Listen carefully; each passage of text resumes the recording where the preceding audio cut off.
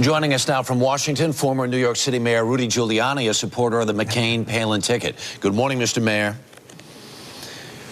Good morning, Harry. How are you? Very well. 3 weeks to the day, to Election Day. Some polls show McCain's opponent 6 points, 7 points, even 10 points ahead. If John McCain were to pick up the phone this very second and say, Rudy, give me the best advice you've got for this home stretch, what would it be?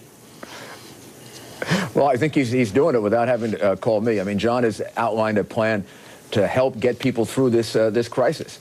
With what the president is doing today, putting $250 billion into the banks, John McCain is also making sure that Americans who can't afford their mortgage, Americans who are seniors who have to take some money out of their 401k or IRA or are forced to do it, that they're all going to get relief as well.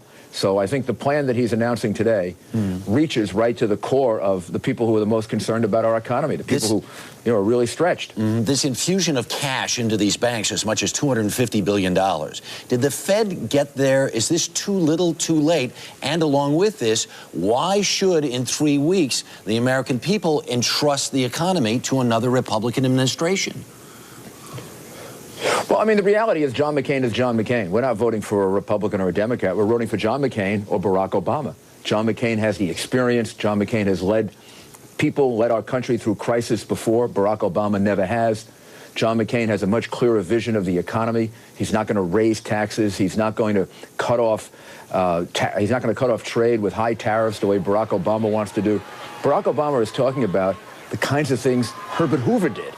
And I know, people see him as change, but this is like retrogression. Okay. High taxes, high tariffs would be a disaster. All right. One of the things that's happened in the McCain campaign over the last couple of days is the personal attacks seem to have at least subsided or quieted down a little bit.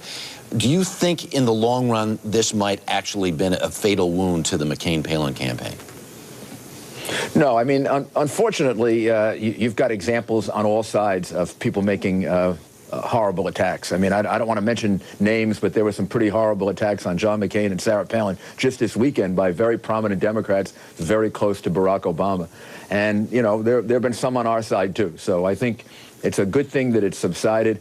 I think there's a tendency on the media to blame it more on John McCain and Sarah Palin than on Barack Obama and his campaign. But to me, it's been coming from both sides. Yeah, it's got to be the media's fault. All right.